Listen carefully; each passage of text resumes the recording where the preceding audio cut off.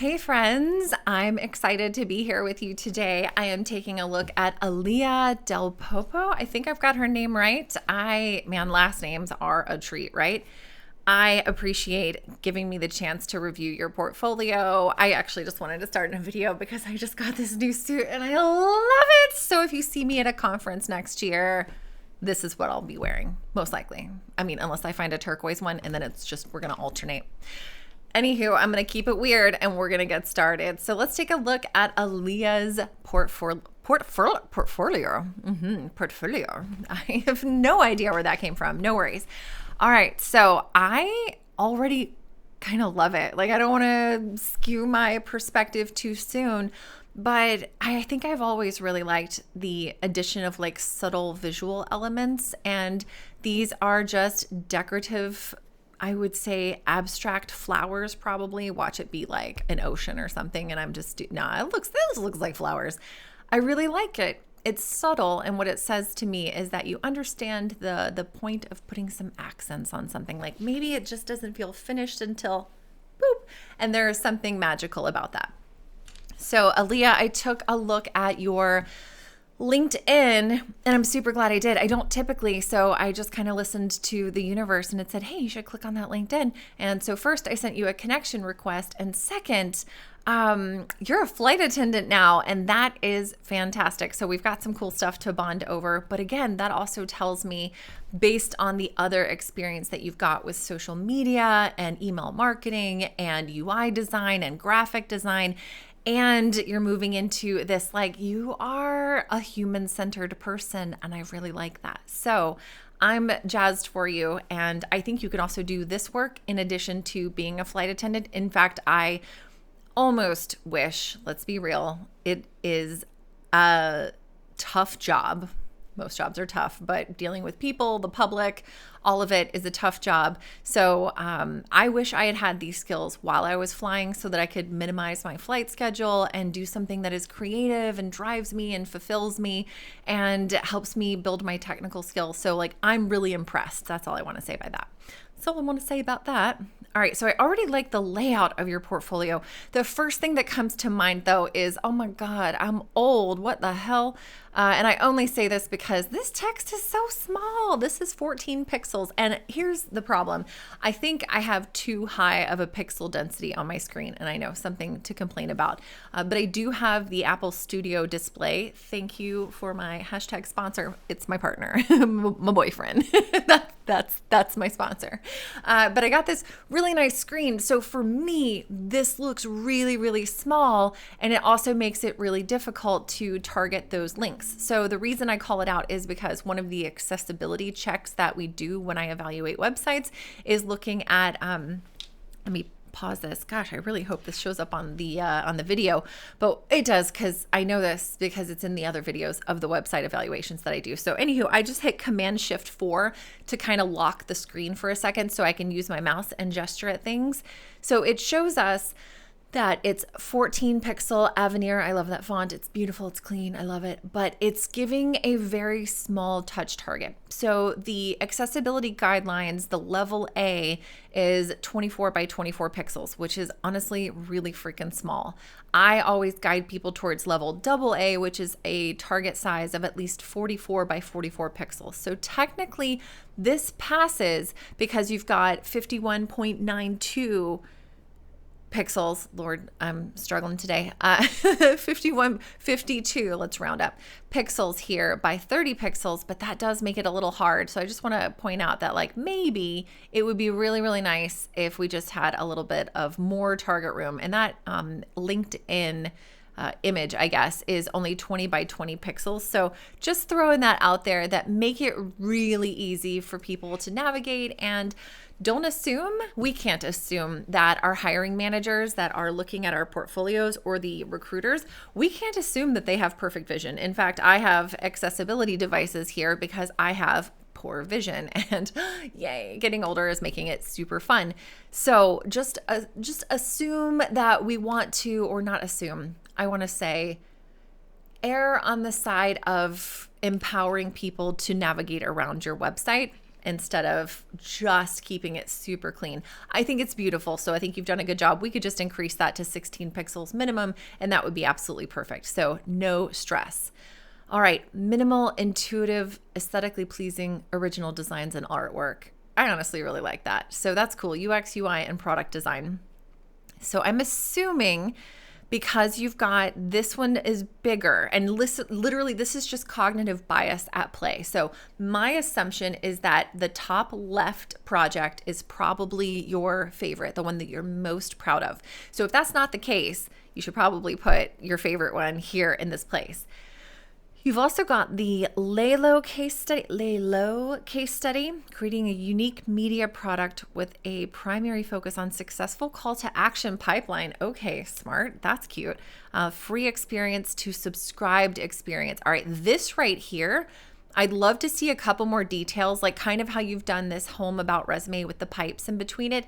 I would love to see a second line down here that helps me understand exactly like what of your many skills that I'm sure you have, which of those did you use for this case study? So I, as a hiring manager who is likely hiring someone to join my team, and I need you to augment, maybe I've got someone who can't do a lot of visual, or maybe they're really like a maximalist kind of person. And like, I just need to augment some of that. Or I've got someone who has no concept of doing product design and all they understand is like website design and graphic design, something like that. So we want to see what you're bringing to the team and make it really easy for a hiring manager to choose one of these to look into. The Rome case study is an original idea produced from start to finish, the concept to finish, a fully developed functional mobile application that helps pair users with rooms to rent and prospective roommates in New York City. Honestly, that has got to be a tough problem to solve, and I'm genuinely curious how you've gone about it. But I also want to take a look at Incinco, is a holistic wellness company specializing in naturopathic doctor-patient matching. They requested a homepage redesign. We created a mobile version as well. Amazing. Let's see, you've got your contact information and your contact form here. That's so cute. Perfect. You've got individual links to each of the projects. Like, I think this looks fantastic. You clearly have a handle on, is this an image? No, it's not. Oh my gosh. Okay, I love you so much for not just embedding an image in your website, but in fact, making it so that people can read it. Now, here's where, again, it gets really tough because, that is super small text. Oh my gosh, we're at 12-point text. I love the aesthetics of it. I am going to say it's really hard to read, so I would probably adjust that a little bit. It also looks like you've got a star here, but I'm curious what that star is meant to indicate. Is that letting us know that there is additional information? Did you graduate? Did you not graduate? I also do love that you call out the number of hours. I have encouraged my students to do that too. When I was teaching at UC Berkeley, I did the math and found that we had like a 930 hour, depending on how much time you spent after class, like during the week, the 24 weeks of the period. So I love that you call that out. It's not just like, I took a weekend class, everything's great, but you demonstrated, hey, I've spent time in the seat here. So value that. All right, I love this. And I think you've actually got some additional experience to add to this because I saw on your LinkedIn that you've got some additional stuff here. And then, of course, you've got your PDF version here. This is fantastic. All right. I'm excited about the Lay Low because it's a project dedicated to creating a unique media product with a primary focus. I love the idea of the successful call to action pipeline, and I feel like this is most relevant to what a business might want to hire you for, which is helping them make more money because that's our job. So let's click. All right, I'm loving the visuals. Connecting you with other locals based on your music taste. So your role of UX research and interface designer, student project at Springboard, that's what I mean when you're like, hey, call this out as UX research and UI design, something like that. All right, you've got a project plan. Nice. This isn't the exact same as a Gantt chart, but it's very similar. And I love how you've communicated this because it also tells me that you think in a little bit of a higher level. You're not just like, I'm able to do this and this and then this. You're actually thinking like, this is a project plan. I needed to have sustained energy and sustained, what's the word? When you're excited to do something, motivation to do this. All right, I love it. Table of contents. Does that mean I can click on these? It looks like I should be able to. My mouse is changing, but nothing is actually happening. If I inspect that, what's going on there? Is that a link? It's an anchor tag and it is trying to go somewhere, but it's not actually linked to anything. So I think I would change that from an anchor and just make that more of either make that link to the items down below, or don't make that clickable because you've got an anchor tag and it's broken here. So that's a broken link. All right. So the existing flow does not have a call to action throughout the free experience, allowing the user to subscribe for a monthly fee. This can lead to profitability issues and an inconsistent revenue stream. Make a great free solution, make a great free experience, and an even better paid product. The paid product must include better features than the free experience for a justifiable cost. When users decide to upgrade to the better product, they will pay the subscription fee on a monthly basis, resulting in a profitable revenue stream. All right, so it feels like somebody told you to speak in a very formal way, and frankly, like speak to me like a normal human. So basically, like the existing flow doesn't have a call to action. We could actually see more money, some profit increase from this, and I see the solution as having an appeal to the user and an explanation of the powerful things that they will receive as a result of it. I feel like we could tighten this up to something super powerful. Problem, solution, boom. I do kind of want to, especially with that, and I think it's because you wanted to maybe balance that and give it some heft, but I really would love to see those two together and then just one line of connection to say, all right, so I started with a competitive analysis to see how other people or other apps are making money like this, and then jump into competitor analysis.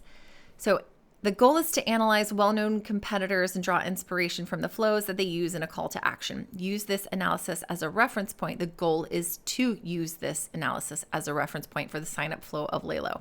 I'm going to call something out here just because I've seen it a couple of times and I'm just kind of, it drives me crazy. It might not drive anybody else crazy. We've got a whole bunch. It's almost like you could widen out the space for the text just a little bit and stop leaving orphans at the bottom of your paragraphs. You've got a bunch here, and visually speaking, it could probably just be given a little bit more space and it'll feel a little tighter.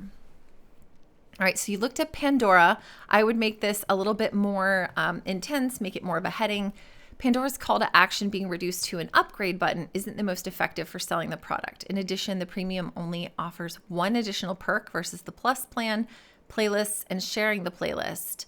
Pandora Plus is the app saving grace, as it's a great alternative for those who cannot afford Spotify's $10.99 monthly price point. I thought Spotify was higher. I haven't paid for Spotify in a while. Okay. Ad-free experience, unlimited skips, premium, and then like there's multiple. Oh yeah, no, there's just two, free and then premium. Okay. And then we have YouTube, the lack of a call to action in addition to the inappropriate ads prior to even viewing my first YouTube video. I love these. I would love to see these bigger. Oh, this is an image. Okay. So I would probably want to increase the size of this image and make it a little bit more punchy. So what you've actually done here is really, really helpful. These annotations are what help me understand that how you think about solving a problem. This is actually, to me, one of the most powerful things that you can include as a visual in your portfolio case study. Oh yeah, I can't click away. So yeah, make those a little bit bigger. And again, we've got some really tiny text here, and I want to, okay, it's still fair. It's good information, and it's not like you're doing anything wrong. I just, maybe me personally, would like to see it a little bit better. The free product feels unfinished, almost as if I have to pay them to have the normal experience as opposed to a premium one. See, that I would call that out as a quote. Even if that quote is just attributable to you, I think that's really interesting and it's a good insight. All right, let's see. Spotify. Overall, the sign-up process was interactive and personable, and the call to action was placed at a respectable. What do you mean respectable? Is that you respect it, or it was reasonable or an expected location? When we use respectable, I respect you as a business for making that decision that way. Maybe we could use a better word there. After 6 songs, okay, love that. And the point, maybe not respectable, it's respectful of my time and my experience that you're not immediately asking for money right away. I like that. The concerns are that the free version is too strong on its own, and that may be a disincentive for users to join. In fact, in addition, the fact that users cannot sign up for premium on mobile, is that for real? That does feel weird. It's probably due to it being an Apple device and them not wanting to give up 30% of their revenue. So that is interesting. It's not necessarily concerning. I would want to know, as a hiring manager, my desire would be to know, how did you satisfy that curiosity? Were you curious to find out why that wasn't possible? And if so, did you follow through with that? Did you find out any more information, or did we just do a real surface level competitive analysis? And the difference there is someone who is interested in the holistic business view and also is curious about like why certain things make it to market and why certain things don't. So one of the things that we can assume about these companies that have spent hundreds of thousands of dollars on usability testing, even if it's just A/B testing while people are using the product. Amazon is notorious for this. I don't know if notorious is a word, but they're famous for this. That would be something that calls out to me as, I understand why this decision was made. I disagree with it, and here's how I think we could solve that problem. But again, that might be very out of scope. All right, user flows. What happens if I click this? All right, I'm taken to a Figma. All right, I love that you did not put the user flows. Oh my gosh, I'm so grateful to not see user flows. The sign up process, it will be standard, simple, and quick, guides users to what exact steps they need to follow through with to continue onto the app. Free experience, call to action, subscribe. To view the user flows, click the button below. I appreciate this. The thing that I would really prefer to see here is you've just determined what your user flows are. A question that I would have is, why did you decide, what did you decide to do as a result of creating the user flows? Did you just need to get a sense for what exactly is happening in this app because it's not exactly like Spotify and Pandora? Or is it that you're like, well, I was supposed to create this, and so I created the user flows? Because if it's not necessary, then you can just tell me the story of how you created this. Then we go down to wireframes, and here's another problem that we're going to run into. This is interesting. These horizontal lines, I'm not sure if they have meaning or if they're meant to separate things.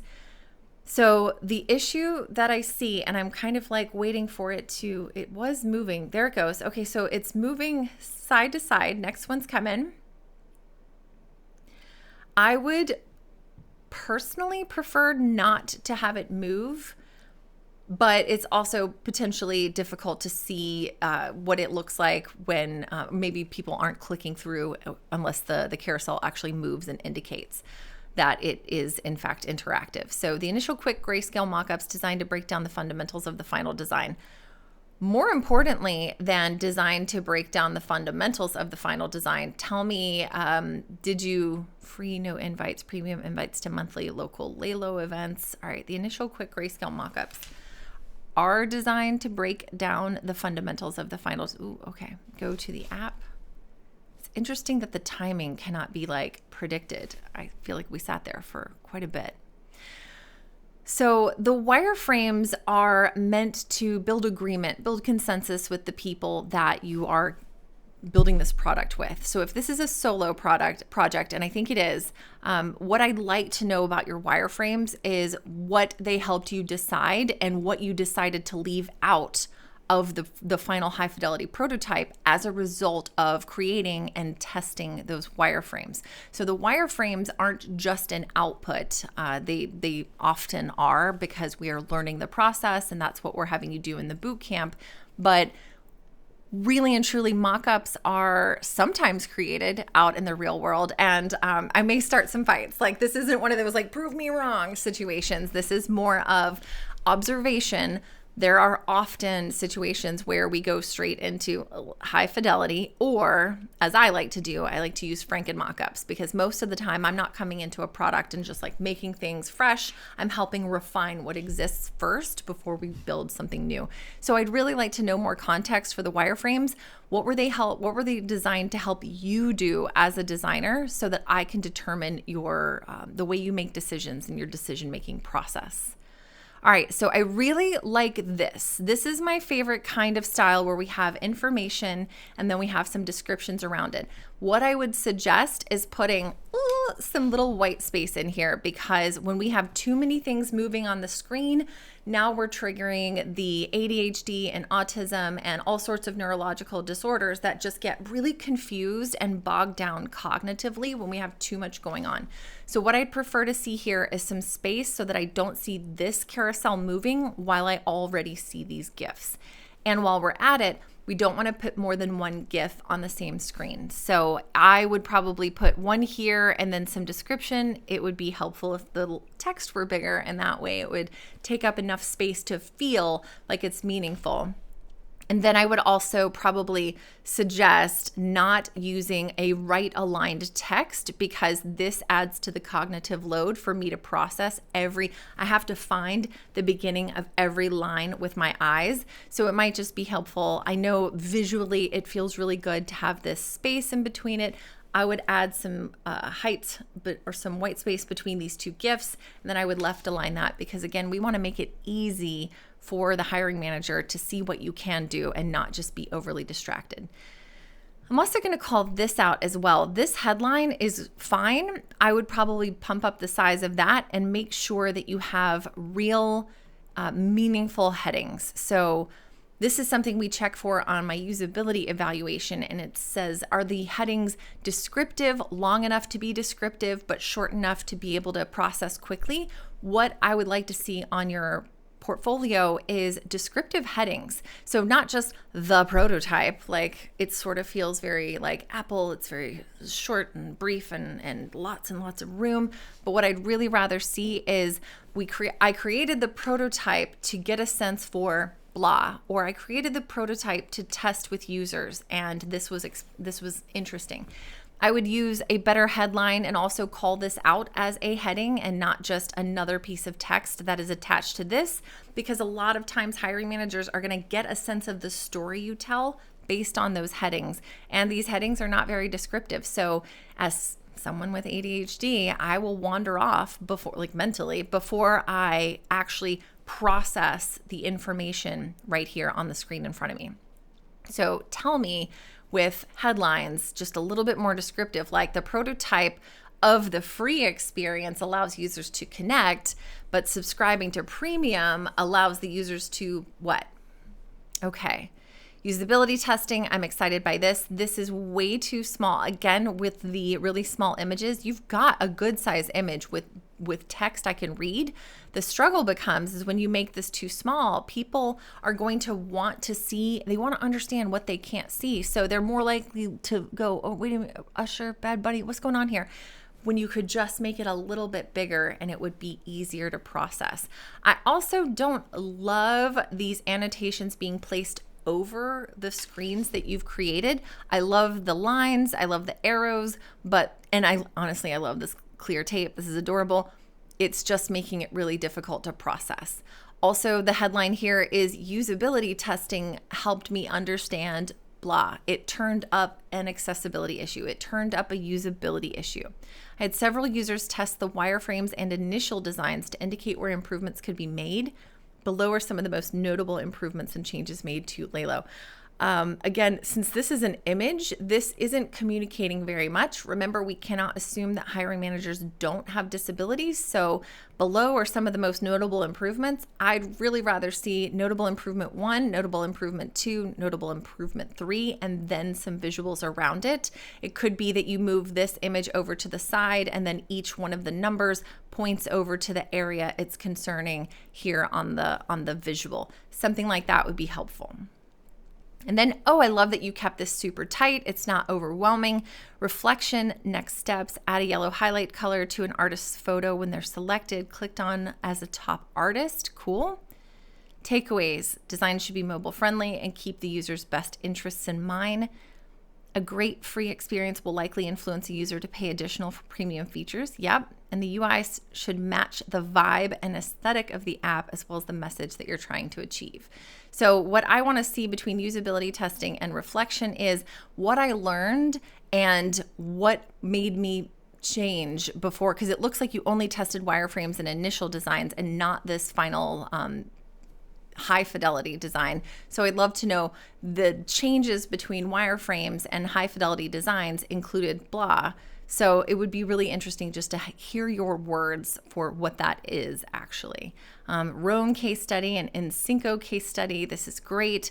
I love that you've also got your email down here and it is linked with a mail to link, and then your LinkedIn again. Oh wait, your LinkedIn is not linked. Ma'am, get that fixed.